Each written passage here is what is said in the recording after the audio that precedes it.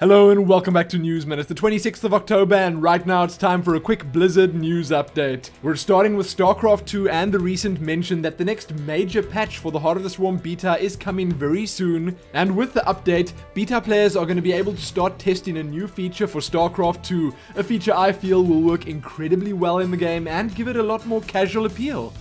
Leveling. The leveling progression system will offer rewards to players of all skill levels. Players earn experience while playing Blizzard matchmaking modes and custom games on Blizzard maps. That's important, you don't only get it from laddering. Experience will be earned for the race you play in with each unit you build or destroy. It's awarded at the end of the match and accumulates as you level from 1 to a maximum of level 20 for each of the 3 races. Each level you earn either rewards a decal or portrait for the race you play in, and we've been told that these rewards get more epic as you progress in a race. While it does sound good, I guess this is something that we really have to test before we can judge whether it's going to be good for the game or not, but I would say it's most definitely a step in the right direction. In a few StarCraft II related extras, the patch notes for Heart of the Swarm balance update 7 are up, and no, this isn't the big patch bringing the level in as far as I know, not yet. 2012 Ladder Season 4 is now locked. There's yet another super interesting creative development Q&A up to read, and there's been a lot of drama recently about whether StarCraft II is dying or doomed.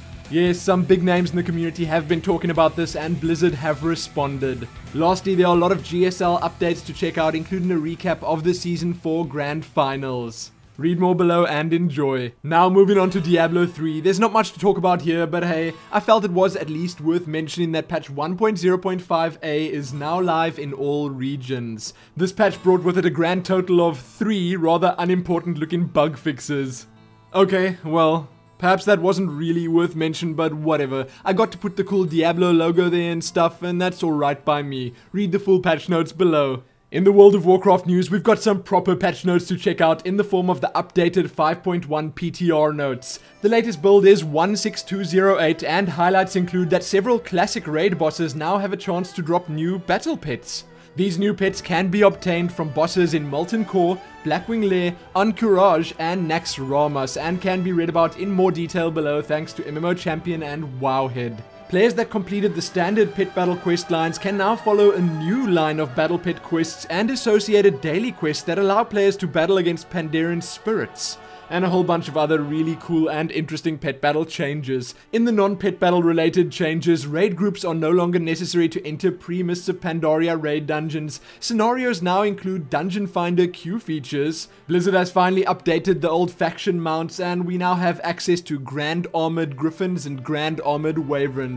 There are a few new pets, including a mechanical tiger cub. Justice, Valor, Honor, and Conquest Point Quartermasters are now signified by new minimap icons, and lastly, you now need to be invited to the Brawlers Guild to participate. If you are interested in the full patch notes, you can, as always, find them linked below. A new build is currently kind of being rolled out on the PTR, so the chances are good that these patch notes will be updated shortly. Next, we're having a look at some unique challenge mode armor effects. In Mists of Pandaria, groups that can achieve gold medals in challenge modes are also awarded with unique gear looks for use in transmogrification with a twist. The gear sets have some super flashy and super special looking effects that activate and react to their wearers' actions. I gotta say, some of them do indeed look pretty cool. Now a couple of smaller World of Warcraft extras. There were a few 5.0.5 hotfixes recently. These were for October the 25th. Nothing really big here, but probably still worth checking out if you're playing right now. I've linked a couple of Brawlers Guild previews below for those interested in seeing what it's all about. There are both videos and posts, and last up, Blizzard have teased us with yet another store mount. This one's called the Swift Wind Steed.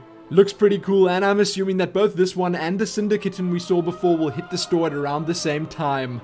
That's it for this episode, but if you're craving more news and want to do some more reading of your own, then you can check the description below this video for a couple of extra smalls. Like the video and do all that other good stuff, and most importantly, happy leveling in StarCraft II! Happy that!